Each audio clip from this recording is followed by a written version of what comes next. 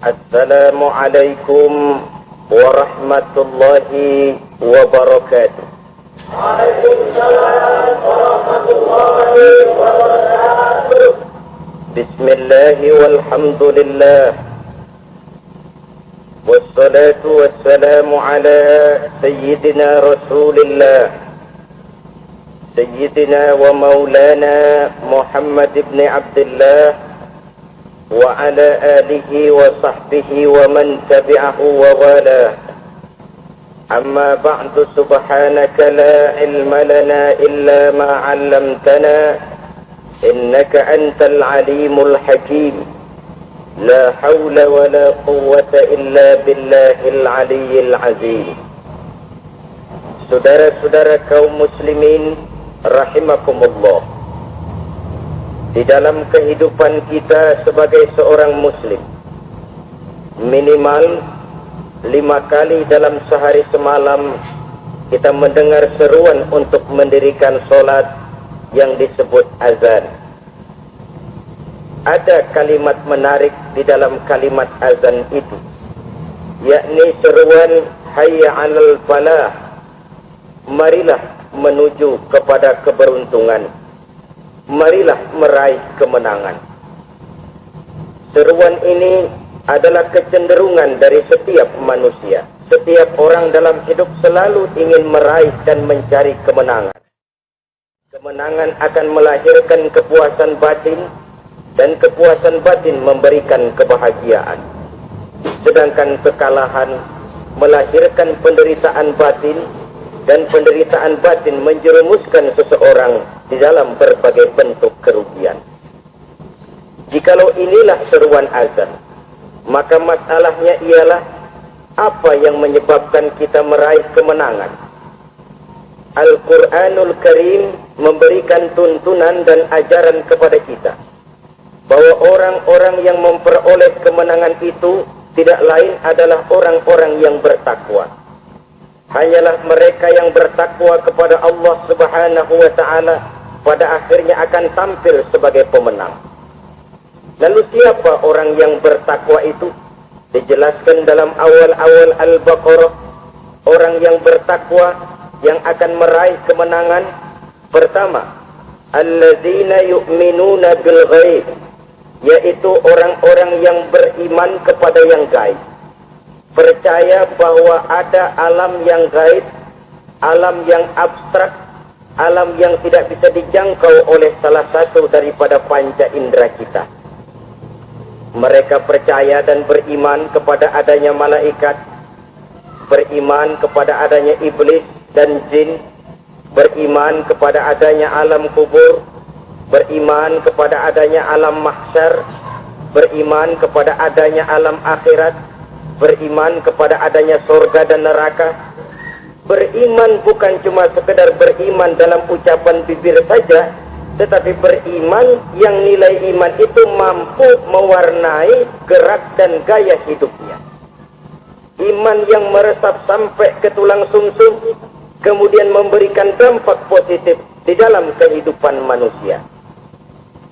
Alam, kita tahu, adalah sesuatu yang selain Allah, dan Allah bukanlah alam. Apapun namanya selain daripada Allah itu adalah alam. Alam pada hakikatnya terbagi menjadi 2. Ada alam syahadah, alam nyata, alam konkret, alam yang bisa dijangkau oleh salah satu indera kita. Kemudian ada alam ghaib, alam yang tidak bisa dijangkau oleh panca indera kita, alam metafisika, alam abstrak, alam yang wajib kita imani keberadaannya. Kita percaya bahwa malaikat itu ada, kita percaya kepada jin, bahwa jin itu ada, kita percaya kepada adanya iblis dan setan. Bukan percaya kepada iblis dan setannya, percaya bahwa iblis dan setan itu ada. Itu termasuk salah satu daripada sifat orang yang bertakwa kepada Allah. Saudara-saudara kaum muslimin rahimakumullah, kecenderungan pembangunan yang lebih bersifat materialistis biasanya menggeser aspek kehidupan kehidupan rohani.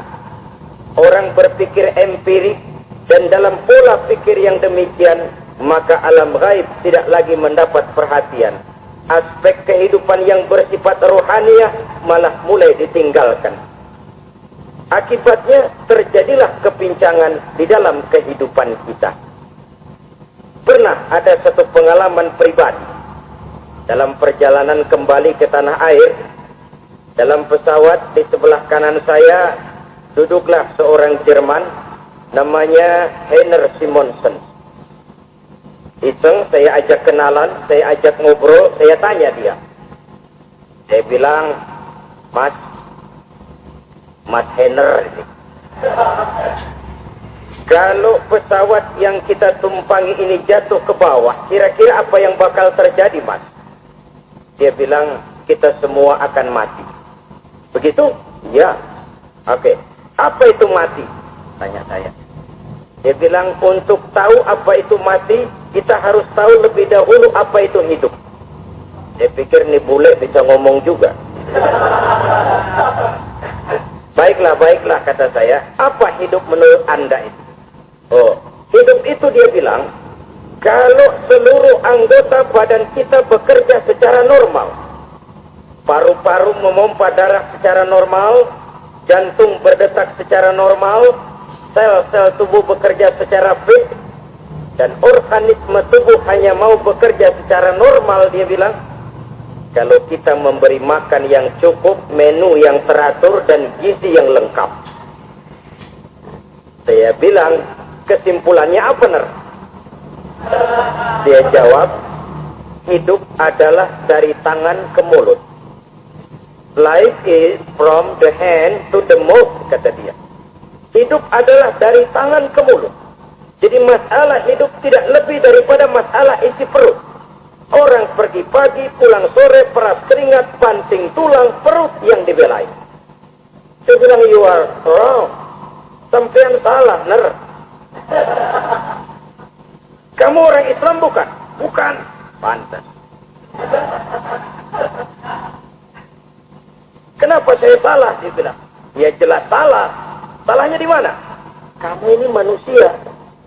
Kalau hidup cuma dari tangan ke mulut, saya bilang, kambing di kampung saya juga begitu pikirannya, Ner. Itu kambing di kampung saya, asal perutnya kenyang, sudah hidup dia. Perkara besok bagaimana, lusa prospeknya macam mana, bulan depan ada apa, kambing gak pernah mikir. Di kampung saya kambing juga pikirannya begitu. Kamu Kristen ya? Tadinya. Loh kok tadinya, lalu apa sekarang kamu ini? Dia bilang, sekarang saya netral. Saya tidak beragama, tapi saya percaya kepada Tuhan sebagai pencipta alam.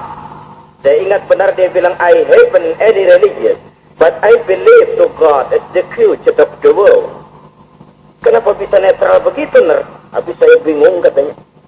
Islam bilang Islam baik, Kristen bilang Kristen baik, Hindu Buddha bilang Hindu Buddha baik, semua agama baik. Saya netral sekalian, gak beragama. Yang penting saya percaya kepada Tuhan. Saya bilang, Ner, kamu ini kayak orang mau beli celana. Lalu bingung. Yang satu bilang Levi's bagus, yang satu bilang Blue Jean hebat, yang satu bilang Wool England hebat. Celana ini hebat, celana itu bagus, celana ini hebat. Semua celana bagus, kamu bingung. Akhirnya netral, tidak pakai celana. Itu juga salah. Saya pikir-pikir, kemudian saya melihat bahwa dua pola berpikir Heiner ini nampaknya sudah mulai menggejala di lingkungan masyarakat bangsa kita. Disadari atau tidak, secara jujur kita harus berkata, dua pola pemikiran Heiner ini mulai berkembang di tengah masyarakat bangsa kita. Pertama, pola pikir materialisme. Hidup adalah dari tangan ke mulut. Masalah hidup tidak lebih masalah isi perut. Itu yang perlu dibela, dan disitulah arti kehidupan. Pergi pagi, pulang sore, peras keringat, banting tulang untuk mempertahankan perut. Kalau sudah kemari cara orang berpikir, maka buat apa percaya kepada yang gaib? Untuk apa sholat? Untuk apa puasa? Untuk apa zakat? Untuk apa menghadiri majelis taklim? Tanpa kepercayaan kepada yang gaib, hidup berjalan menurut alur empiris dan materialis. Kalau sudah ke sana cara orang berpikir, biasanya orang lalu cenderung menghalalkan segala cara. Hanyalah orang yang percaya bahwa akhirat ada. Hanyalah orang yang percaya bahwa alam kubur itu ada. Hanyalah orang yang percaya bahwa malaikat itu ada, hidupnya akan lebih terarah dan terkendali. Karena kepercayaan kepada yang gaib, yang merupakan fase daripada kehidupan setelah hidup yang sekarang ini, mewarnai gerak pribadi seseorang di dalam dia melakukan kegiatan hidupnya. Pola berpikir materialisme, disadari atau tidak, mulai menggejala di lingkungan masyarakat bangsa kita. Hidup tidak lebih dari urusan tangan ke mulut, mulut ke tangan, tangan ke mulut. Asal perut sudah kenyang, hiduplah sudah. Perkara bagaimana prospek hari yang akan datang, bagaimana akhirat tidak jadi persoalan. Ini yang oleh Nabi diperingatkan, ad-dunya sijnul mu'min wa jannatul kafir. Dunia adalah penjara bagi orang beriman dan surga bagi orang kafir. Dulu di zaman Belanda hadis ini pernah disalah tafsirkan, disalah artikan, digunakan sebagai senjata untuk mengkebiri dan membuat impoten umat Islam. Sudahlah, umat Islam gak usah macam-macam, kata Belanda. Dunia ini kan penjara buat orang Islam, surga buat orang kafir. Di penjara jangan bertingkah.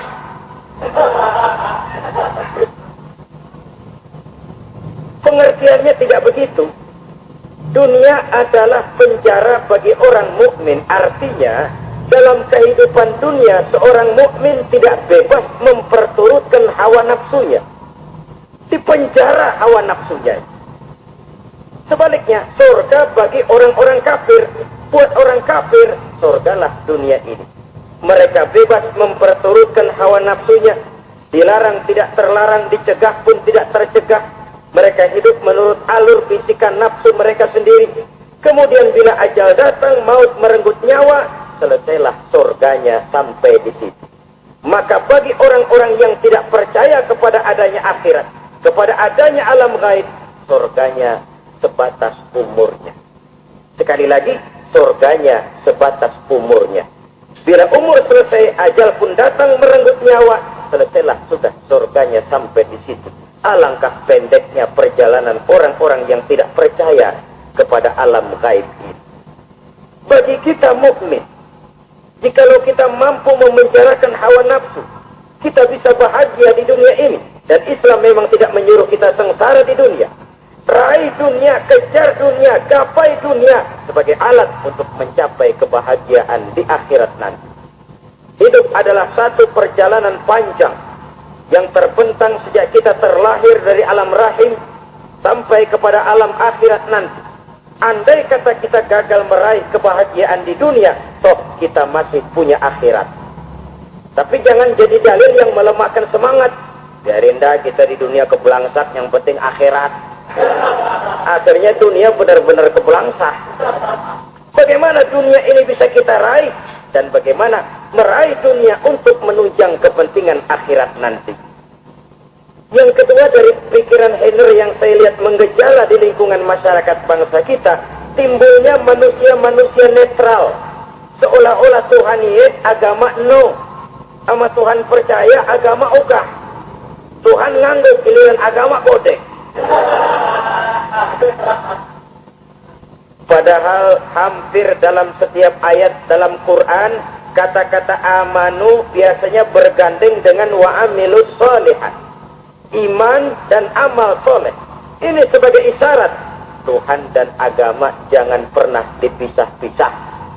Apabila kita bertuhan, maka kita harus beragama. Apabila kita beragama, maka agama itu harus bersumberkan dari Tuhan yang kita imani itu. Tidak mungkin kita pisah Tuhan yes, agama no. Sama Tuhan percaya tapi agama bikin sendiri. Sembayangnya cukup bengong 2 jam madep mulon.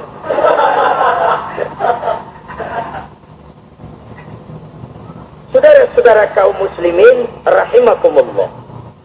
Jadi dengan demikian, agama yang kita akui merupakan unsur mutlak di dalam pembangunan sekarang ini, merupakan bagian dari kehidupan yang menuntun kita bahwa di balik alam nyata ini, di balik alam syahadah ini ada alam gaib. Dan mudabbir, murabbi, yang mengatur, yang menguasai, yang memelihara, baik dia alam nyata, baik dia alam gaib, tidak lain adalah Allah Subhanahu wa ta'ala. Di sana ada satu super power, satu maha kekuatan yang kita perlu bersandar kepadanya. Sebagai makhluk nyata yang hidup di alam nyata, berbuatlah secara nyata sebagaimana harusnya kita berbuat. Karena Islam jelas bukan agamanya orang pemalas. Islam jelas bukan agamanya orang yang mengajarkan setelah selesai sholat boleh duduk, menggelenggem ayam-ayam, mendelohom, menghitung bintang di langit sambil menunggu keajaiban. Tidak. Islam adalah agama yang mengajarkan apabila sholat sudah selesai kamu kerjakan, bertebaranlah di permukaan bumi, cari karunia Tuhanmu. Jangan hidup berpangku tangan menunggu keajaiban. Karena hidup bukan undian. Jangan berharap untung besar tanpa mau peras keringat. Tapi di sebalik itu toh kita juga harus yakin bahwa di sisi usaha nyata yang kita lakukan ada satu super power, satu maha kekuatan gaib yang menentukan berhasil dan tidaknya usaha kita.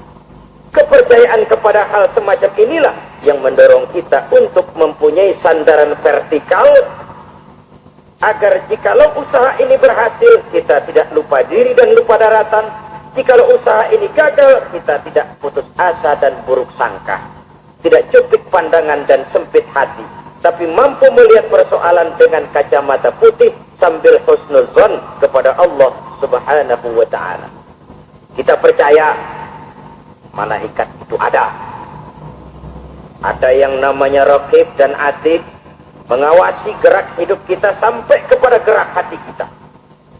Ini memberikan sugesti agar kita berhati-hati. Tidak sejengkal tanah pun kita bisa berlindung dari pengawasan Raqib dan Atid. Ada Munkar Nakir yang akan menyoal kita di alam kubur. Ada malaikat Malik penjaga neraka. Ada malaikat Ridwan yang menjaga surga. Kita percaya kepada adanya jin. Kita percaya kepada adanya setan, iblis. Percaya kepada adanya, bukan mempercayai si setan, si iblis lalu menjadikannya sebagai teman. Tidak. Percaya bahwa mereka itu ada dan merupakan makhluk Allah yang gaib, yang diciptakan Allah Azza wa Jalla.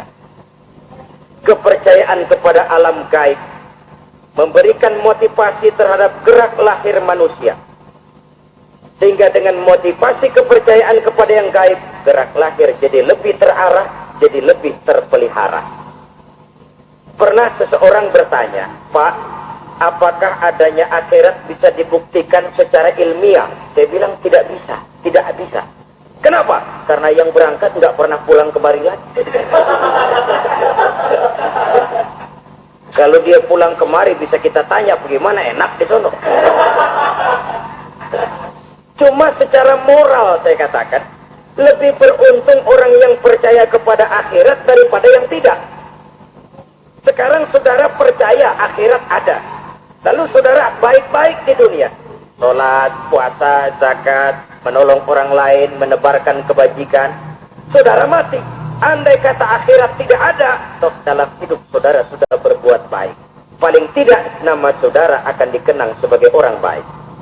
Sebaliknya, saudara percaya, kata saya, bahwa akhirat tidak ada. Lalu hidup semau-maunya, tenggelam dalam maksiat dan munkarat, menentang Allah, tidak mau ruku dan sujud. Lalu saudara mati, kemudian akhirat ada. Ayo, mau apa? Bekal tidak punya. Jadi secara moral lebih beruntung orang yang percaya kepada adanya akhirat daripada yang tidak percaya. Dan itu alam gaib yang tidak bisa dibuktikan secara eksak.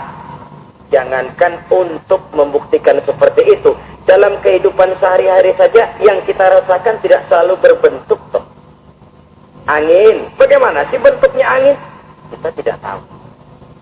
Merah kali, buktinya kalau dikerok merah. Yang merah itu kulit, yang merah itu kan kulit kita, bukan anginnya.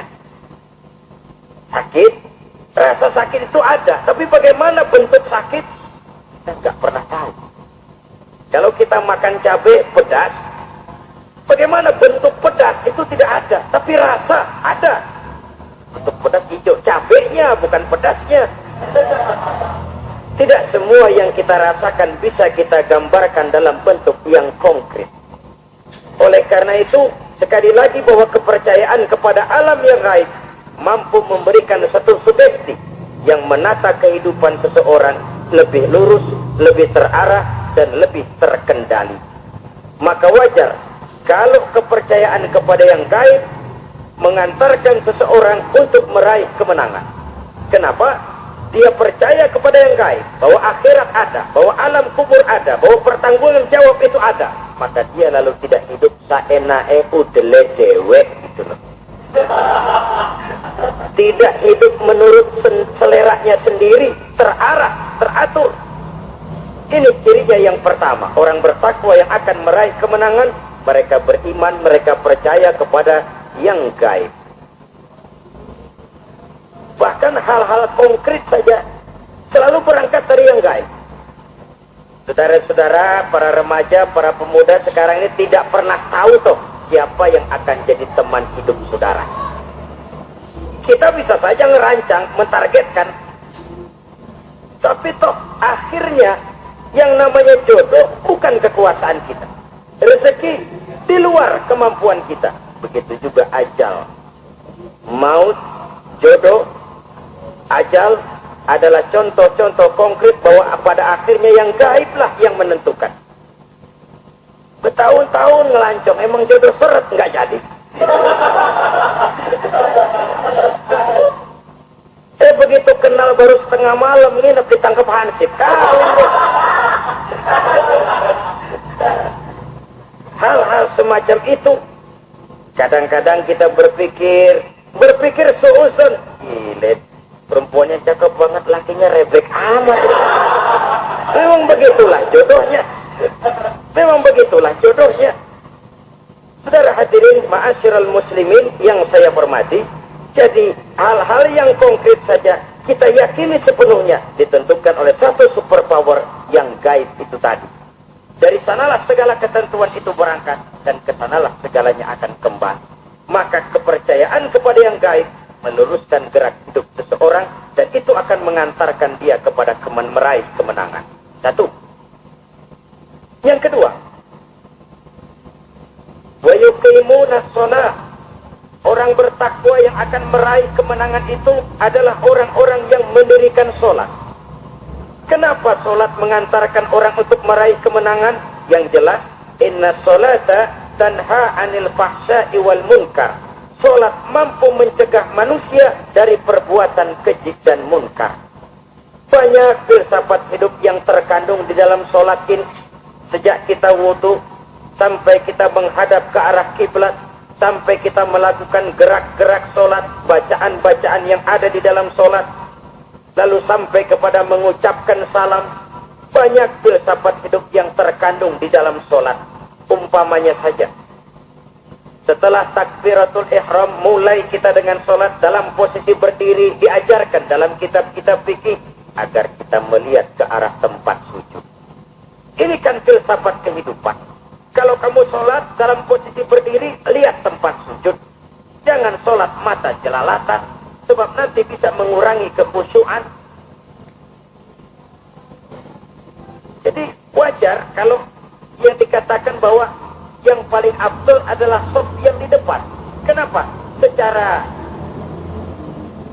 harfiah pengertiannya akan lebih mengundang kekhusyuan. Kenapa? Kalau kita di shaf paling depan, di masjid umpamanya paling banter kita lihat tembok.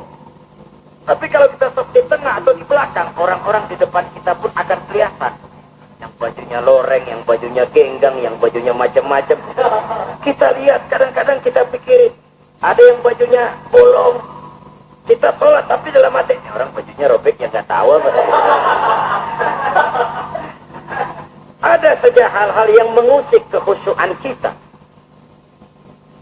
Oleh sebab itu diajarkan dalam posisi berdiri, lihat, arahkan pandangan matamu kepada tempat sujud. Ini kan filsafat kehidupan. Maksudnya apa? Kalau lagi diri, lihat dong tempat sujud. Kalau udah di atas, ingat dong sama yang bawah. Kalau sudah tinggi, ingat dong dari mana kamu berangkat. Kalau sudah berkuasa, bantu dong yang lemah. Kalau sudah kaya, santuni dong yang miskin. Kalau sudah alim, bimbing dong yang awam. Ini filsafat kehidupan. Dalam posisi berdiri, kau lihat tempat sujud. Ini akan melahirkan kepekaan sosial, di mana seseorang mau tahu kepada orang lainnya. Bagaimanapun kaya kita, tinggi pangkat dan jabatan kita, jikalau hidup hanya untuk kepentingan perut sendiri saja, rasanya belum membawa manfaat di dalam kehidupan kita. Tapi efek yang tertinggi sesungguhnya, sholat mencegah manusia dari perbuatan keji dan munkar. Perbuatan keji dan munkar, walaupun kelihatannya mendatangkan uang, membawa keuntungan, tapi itu keuntungan semu, keuntungan sementara. Dengan menipu orang lain kita bisa dapat untung, tapi tidak membawa berkah. Dan itu adalah kerugian besar dalam kehidupan kita. Maka untuk meraih kemenangan, harus dimulai dengan membentuk kepribadian yang tegar, memiliki sandaran vertikal yang langsung kepada Allah Subhanahu wa Ta'ala. Dan itu hanya bisa kita tempuh melalui jalur ibadah formal yang sudah ditentukan Allah, yakni sholat yang 5 waktu. Untuk memperkuat itu, ada sholat sunnah, rawatib, nawafil, sebagai terminal kontrol cadangan untuk memelihara stabilitas temperatur batin di dalam kita berhubungan dengan zat yang maha gaib, yaitu Allah Subhanahu wa Ta'ala. Orang sering bertanya, Pak, itu tetangga saya nggak sholat, duitnya nggak habis-habis. Nggak sholat tapi mobilnya tambah terus. Nggak sholat tapi usahanya makin maju. Tapi di sisi lain ada orang yang rajin sholat, rezekinya butak bener. Anaknya mana kurus, mana korengan. Saudara hadirin, ma'asyiral muslimin rahimakumullah. Harus saya katakan bahwa sholat memang bukan untuk cari duit. Sholat adalah sandaran vertikal kita kepada Allah. Sedangkan soal rezeki itu berkaitan dengan sifat Allah maha pengasih dan maha penyayang. Allah maha pengasih, siapapun dikasih kalau mau usaha. Allah maha penyayang, tidak semua orang disayang oleh Allah Azza wa Jalla. Dan belum tentu banyak harta itu merupakan nikmat. Mungkin juga istidraj. Artinya istidraj itu dikasih tapi diambulin, kalau bahasa Betawinya itu. Dikasih tapi diambulin, itu bukan merupakan nikmat sesungguhnya, lebih merupakan azab dari Allah Subhanahu wa Ta'ala. Saudara-saudara kaum muslimin rahimakumullah, setiap agama mempunyai tata cara yang mengatur peribadatan yang langsung antara manusia dengan Tuhannya. Setiap agama mempunyai sistem sholat. Dan kita umat Islam telah dituntun oleh Allah Subhanahu wa Ta'ala yang wajibnya 5 kali dalam sehari semalam mendirikan sholat. Dan itu tentu berada dalam jangkauan kemampuan manusia. Pada awalnya barangkali kita memang merasa sholat itu satu kewajiban.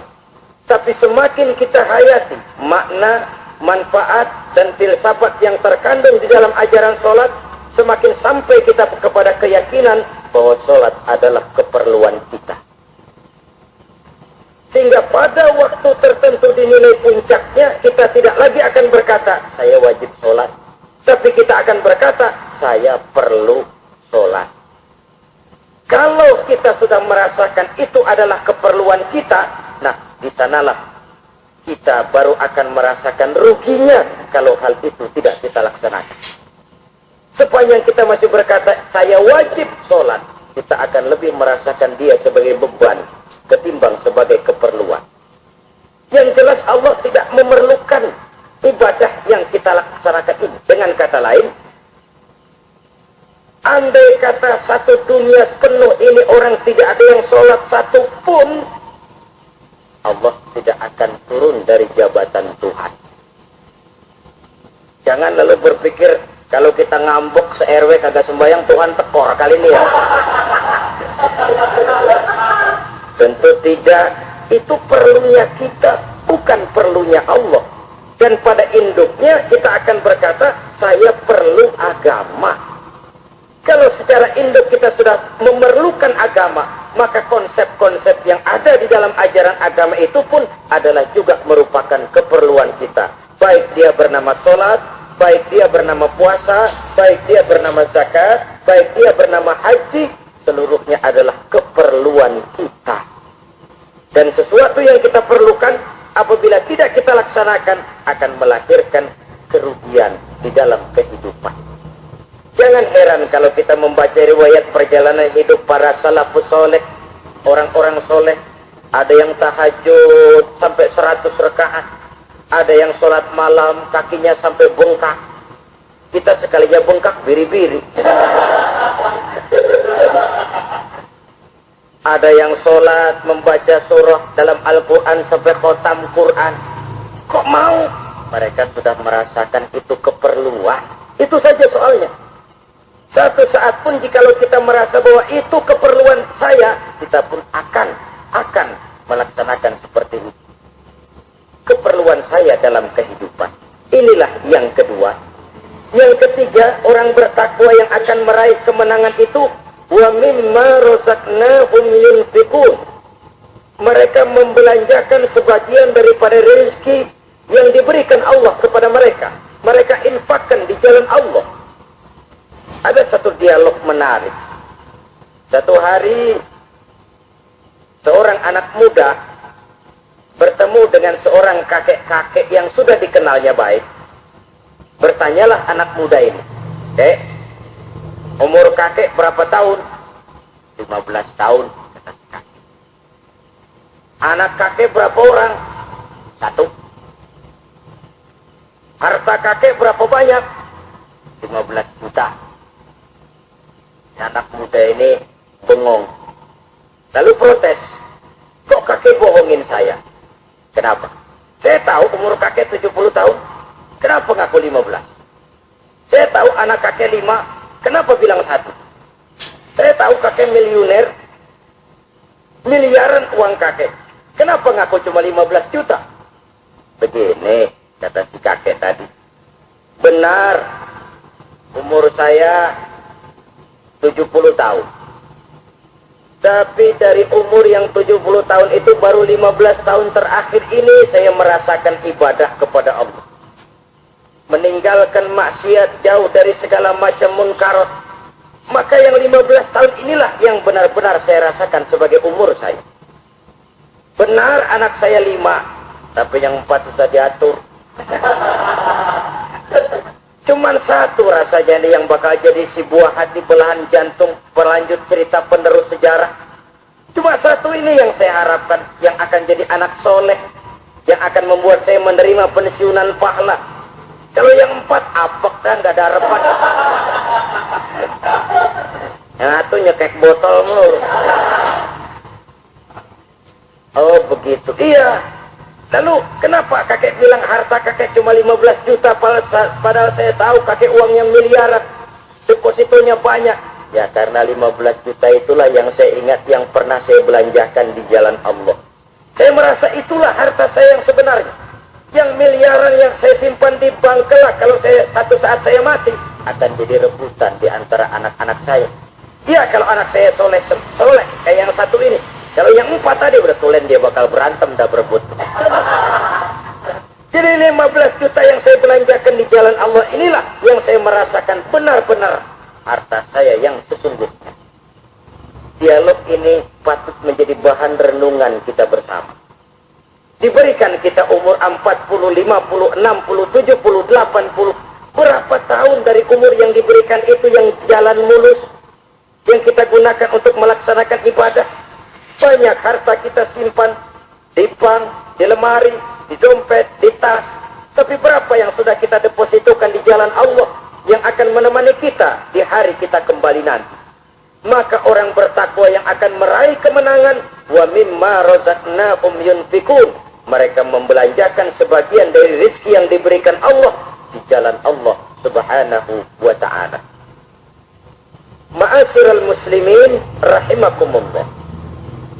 Zahirnya memang kita memberikan kepada orang lain, tapi hakikatnya kita menyimpan untuk diri kita sendiri. Kita memberikan kepada yatim piatu 25.000. Zahirnya kita memberikan si yatim. Hakikatnya kan kita cuma nyimpan. Memberikan titip kepadamu. Ini untuk saya di akhirat. Kau boleh belikan baju, kau boleh belikan untuk memakan, kau boleh bayarkan sekolahmu. Ini untuk saya hakikatnya.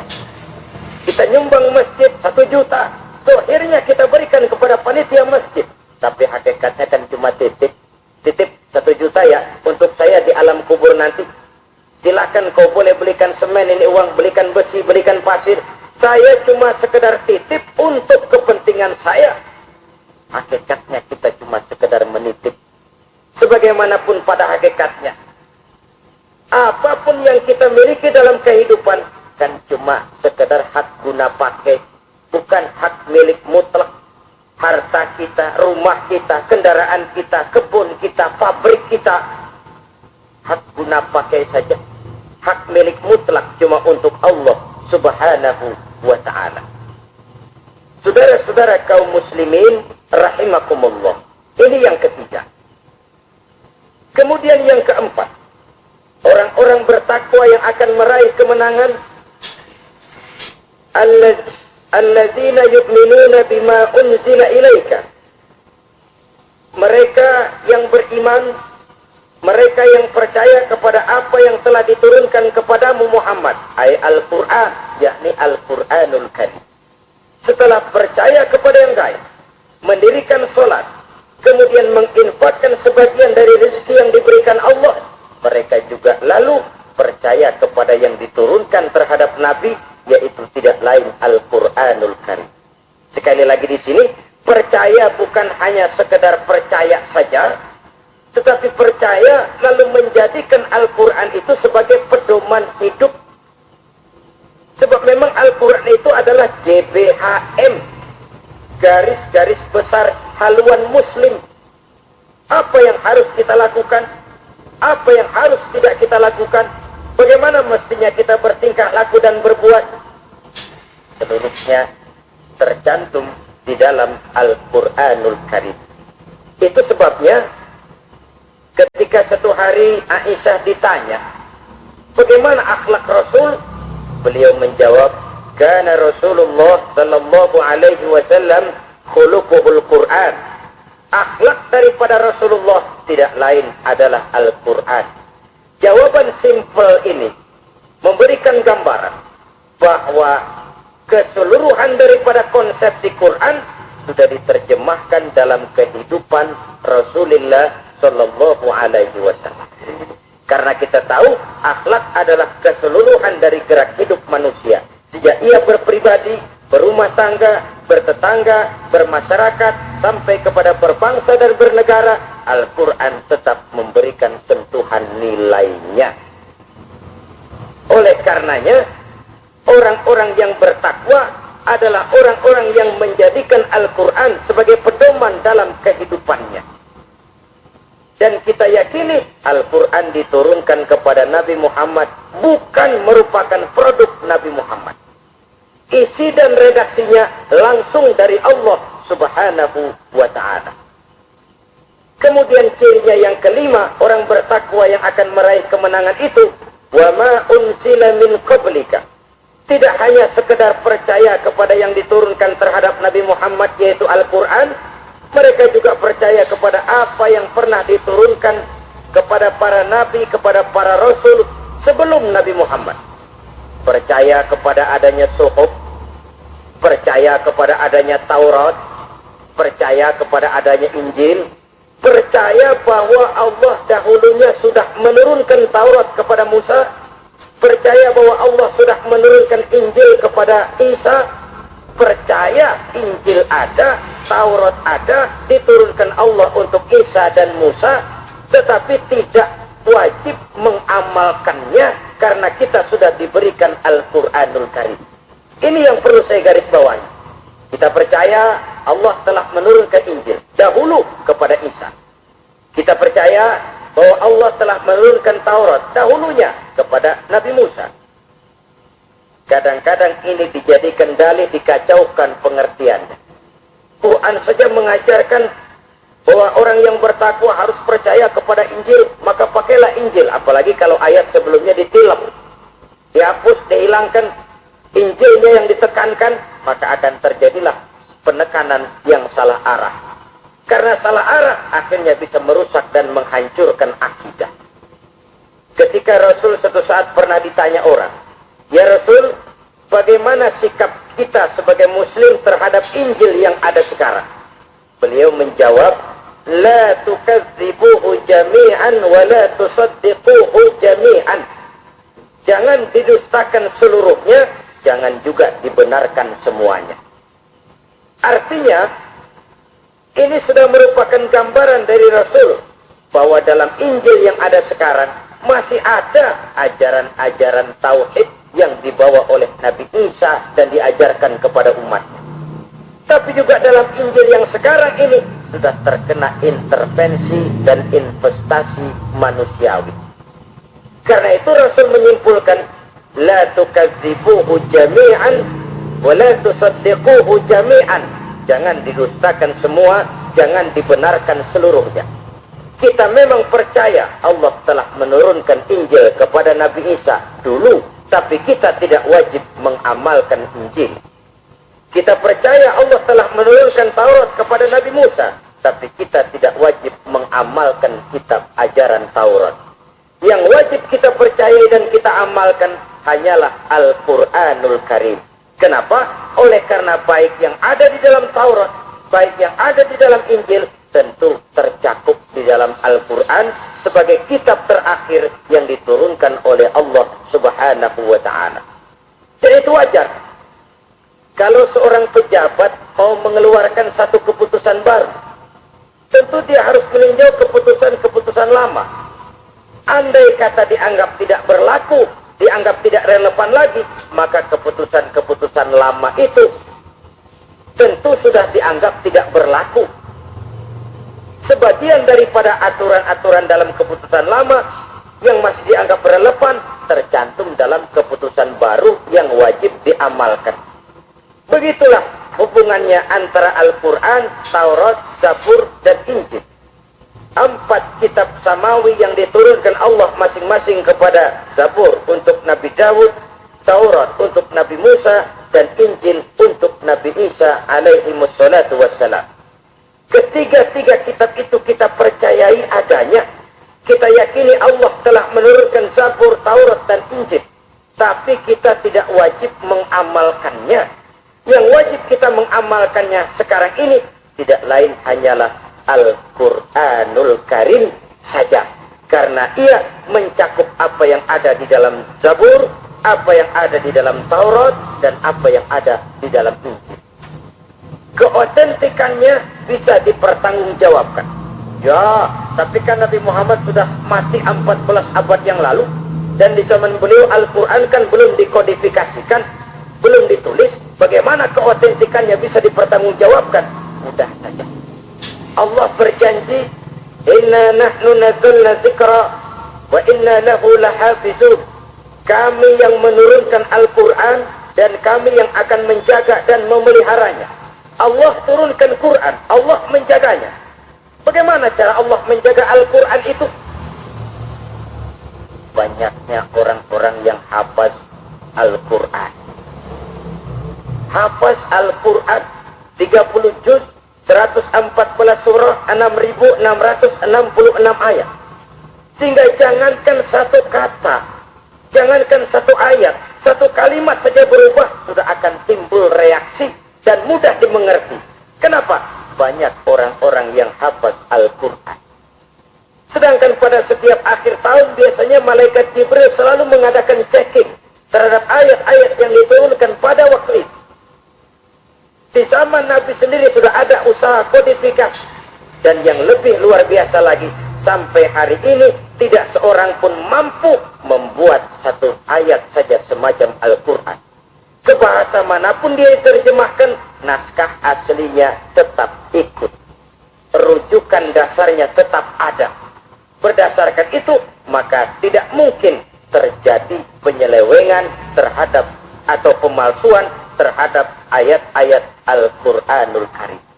kesuciannya, keotentikannya, kemurniannya bisa dipertanggungjawabkan. Ma'asyiral muslimin rahimakumullah. Oleh karenanya, konsepsi dasar daripada ajaran Islam ini memang tidak lain adalah Al-Quran dan Sunnah.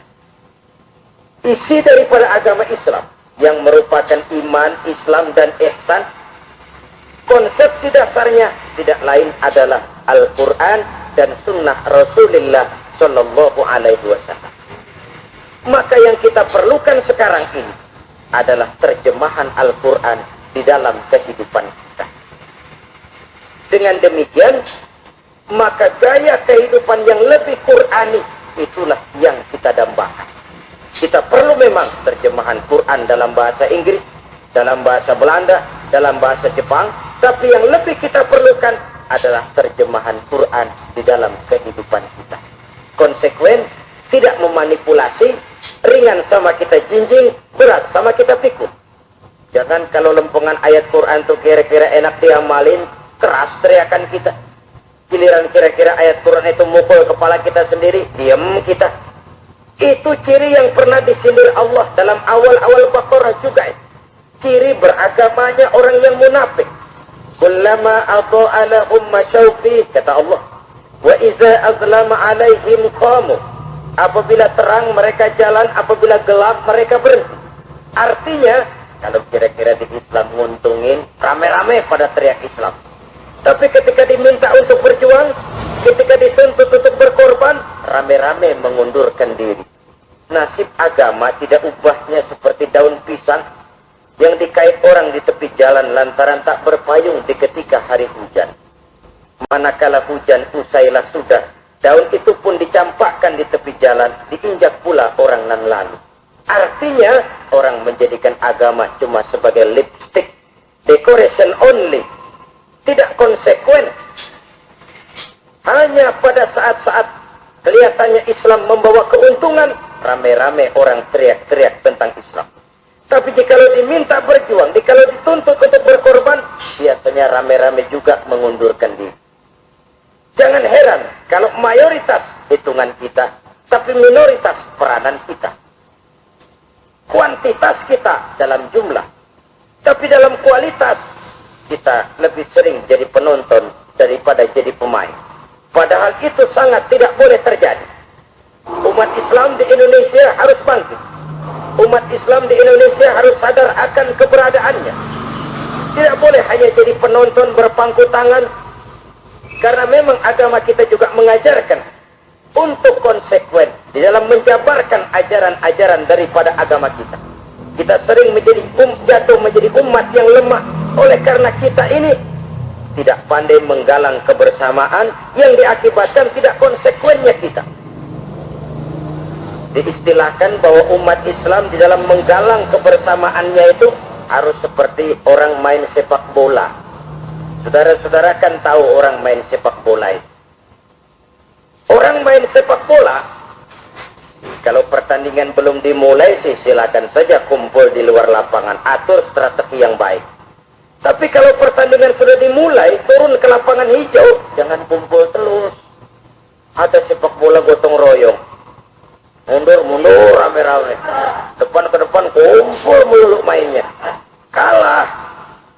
Orang main sepak bola itu ya harus ada penyerang tengah, harus ada penjaga gawang, harus ada strikernya, harus ada kiri luarnya, kanan dalamnya yang jadi backnya. Posisi boleh bermacam-macam, tapi yang penting saling ngoper untuk menggolkan gawang lawan. Begitulah umat Islam ini. Boleh ada yang jadi pejabat, boleh ada yang jadi pengusaha, boleh ada yang jadi petani, silakan ada yang jadi seniman, ada yang jadi penyair, ada yang jadi artis sekalipun. Tapi kalau sudah berhasil menguasai bola, jangan lupa operannya. Operan itu yang langka. Kita ini muslim kadang-kadang kalau sudah memegang menguasai bola, kalau belum mau mampus, belum mau ngoper. Nanti kalau sudah nggak punya bola, baru mau ngoper. Kalau sudah dengar-dengar mau dekat pensiun, baru mau jihad, baru mau berjuang, baru mau ngurus pesantren. Tanda tangan sudah tidak laku, memo sudah tidak dihargai, baru mau berjuang. Kemarin kemana mas?